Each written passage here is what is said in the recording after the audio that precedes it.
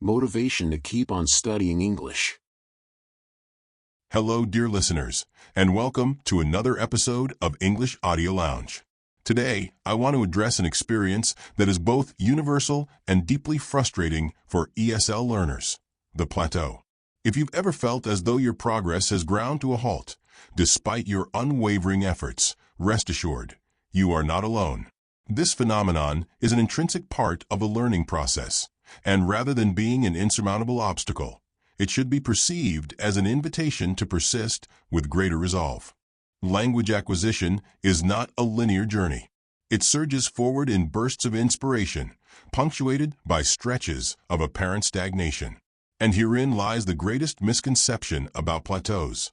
They are not indicative of failure, but rather a period of internal consolidation.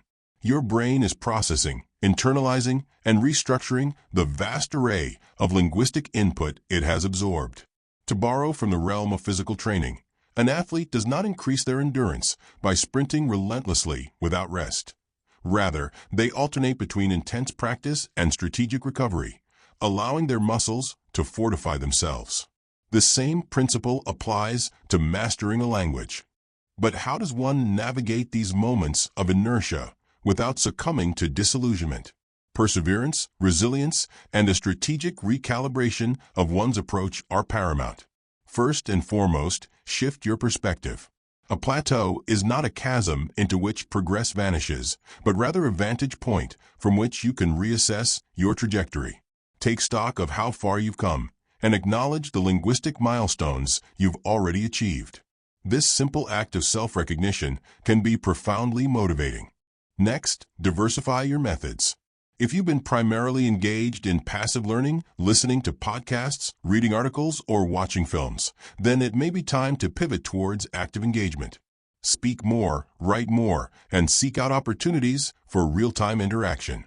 The mind thrives on novelty, and stagnation often stems from a lack of variety in one's learning routine. I am reminded of a student I once met. Let's call him Daniel. Daniel had been studying English with relentless dedication, yet after a year, he felt as though he had reached a standstill. He could understand intricate grammar structures, his vocabulary was extensive, and his pronunciation had improved markedly, yet he felt no measurable improvement. Frustration began to erode his confidence. However, rather than capitulating to the illusion of stagnation, he redoubled his efforts. He started engaging in debates, writing daily reflections, and even recording himself speaking to track his progress over time. Months later, the breakthrough came effortlessly, as if by magic. But, of course, it was not magic. It was the culmination of every painstaking effort, each moment of struggle, and every ounce of resilience that he had poured into his learning. And so, dear listeners, let this be your takeaway.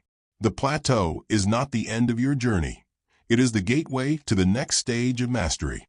The mind, much like the body, adapts through persistent exertion.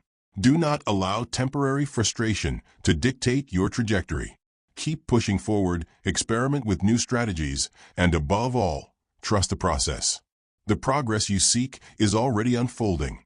You need only to persevere long enough to see it materialize. Now, let me elaborate further on this phenomenon we refer to as the plateau. Strictly speaking, it's not a cessation of progress, but rather a recalibration, a period where your mind consolidates what it has already absorbed. This phase, although often mistaken for stagnation, is in fact a necessary interlude in the architecture of mastery. One might compare it to the stillness between two waves, silent, yes, but potent with latent energy. What I've observed in my years working with language learners is a recurring tendency to equate fluency with linear progress. That is a fallacy. The acquisition of a language does not unfold in a perfectly ascending trajectory. Rather, it undulates, sometimes lurching forward with bursts of confidence, at other times crawling with almost imperceptible gains. But make no mistake, those slow periods are not devoid of value. They are formative. Let me return briefly to the story I was sharing earlier, the student who feared he was stuck. I recall vividly how, in our first conversation about his frustrations, he said, "I feel like I'm pouring effort into a void." But I reassured him that language learning is not unlike planting a seed.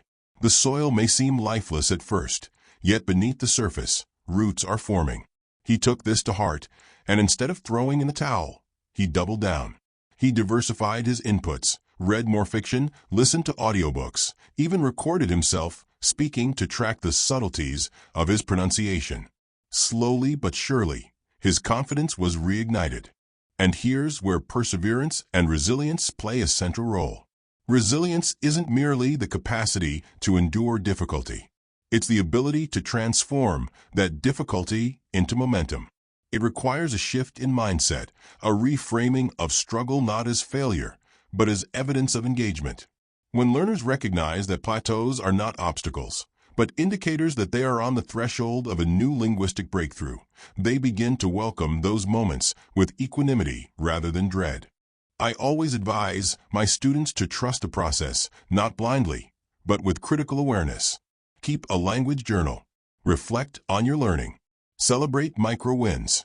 The day you successfully employ a phrasal verb with precision or instinctively correct your own syntax, that's progress.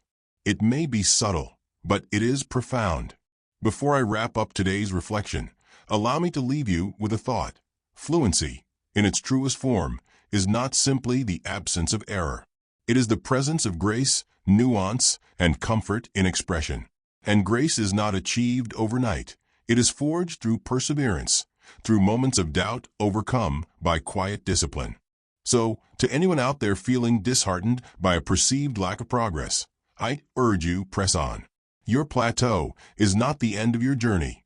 It is the calm before the ascent.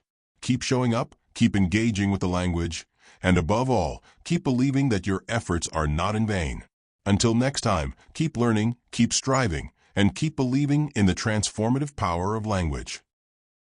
Thank you for listening to English Audio Lounge. We hope you have enjoyed it. Stay tuned for more audio stories and video classes to improve your English.